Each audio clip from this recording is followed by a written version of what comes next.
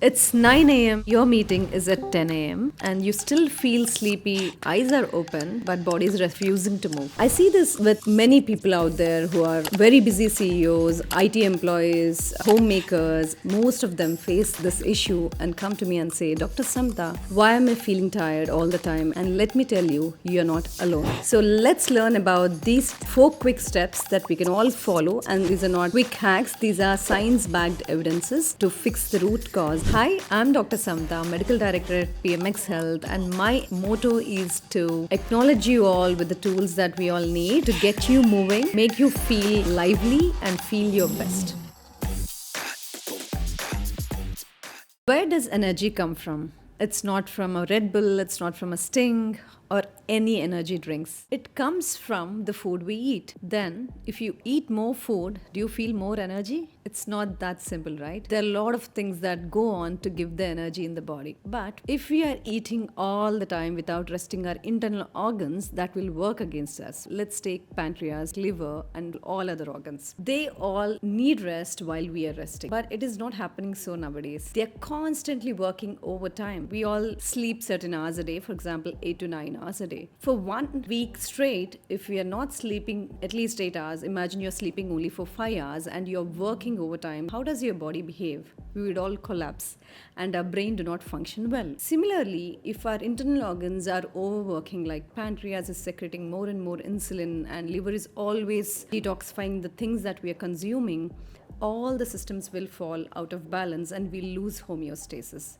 And what is the result of that? Our metabolism slows down, have more oxidative stress, and we conserve a lot of energy and we store it as fat. So, how do we fix this? What should we eat and how should we eat? One of the best ways is time restricted eating. If you finish dinner before 8 p.m. and aim to get your next meal around 10 a.m. in the morning, that gives you an interval of at least 14 hours of downtime to repair, reset, and recharge. But don't think you eat junk and fast your way out of it. You need food that feeds your cells. That means whole grains, lentils, colorful veggies, and seasonal fruits. That's how your body makes cellular energy using cofactors like NAD enzymes. Why is eating these important? Most of my clients think they need a therapist to regain their energy. But often they just need good sleep and a magnesium. Because magnesium deficiency causes anxiety, fatigue, and also brain fog. Get a nutrient panel done. Once you identify what is low and what you're deficient in and supplement them smartly, not blindly, you will regain your energy and be in optimal health. Time restricted eating is good, but it may not be just enough for most of the people. People might be missing other factors, for example, nutritious food or lack of sleep or other things that could be contributing to their low energy. Let's also talk about sleep and light.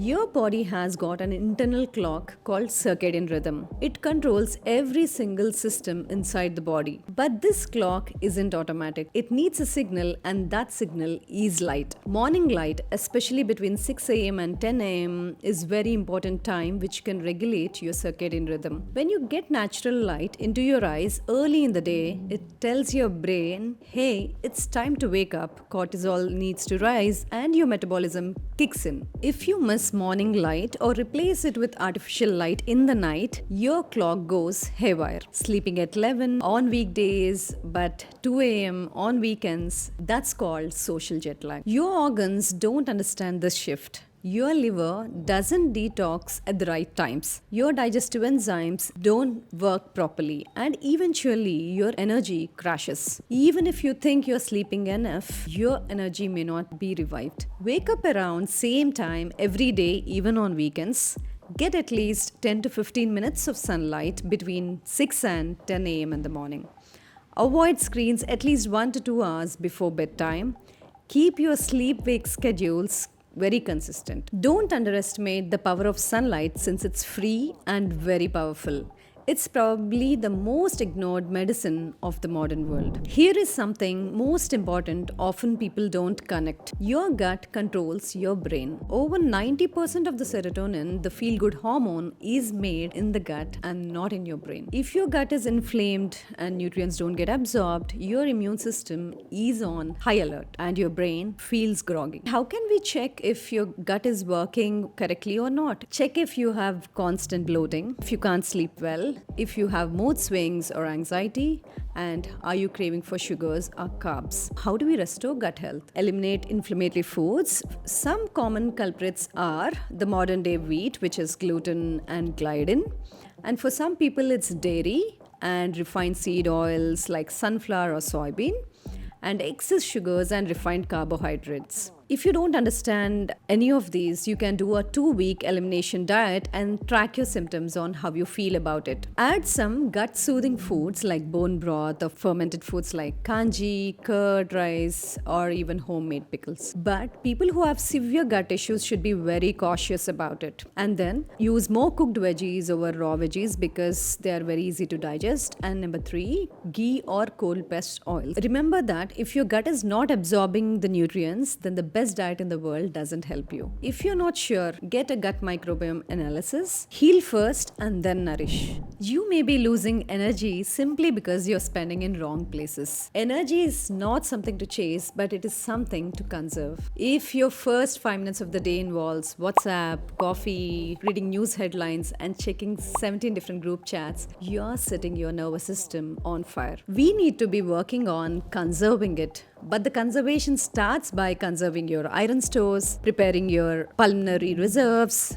maintaining your vital capacity, and having good cardiovascular fitness and lesser resting heart rate. Here is how you can fix that. Reduce energy leaks. Doom scrolling, multitasking, or people pleasing drains you. Ask yourself, is this activity restoring or draining me? Set boundaries, say no, and protect your energy. When you do things which align with your purpose, it produces energy. Purpose and meaning signals your body to keep it going. It's not just psychological, it's biochemical. These micro changes stabilizes your cortisol levels, and that translates to smoother energy throughout the day. So if you're always tired, even after sleeping and eating well, remember, your organs need rest, replenish key nutrients, your gut needs balance, and your mornings need to be calmer. Keep a simple energy journal. Rate your energy from the scale of 1 to 10 every day. Notice what improves or what worsens it. You don't need extreme hacks. Just follow these 4 simple steps consistently and you will feel the difference. If you're still feeling low on energy, get tested for thyroid issues, other hormonal issues, vitamin deficiencies like iron, magnesium, folate, and vitamin D, and other hormonal imbalances.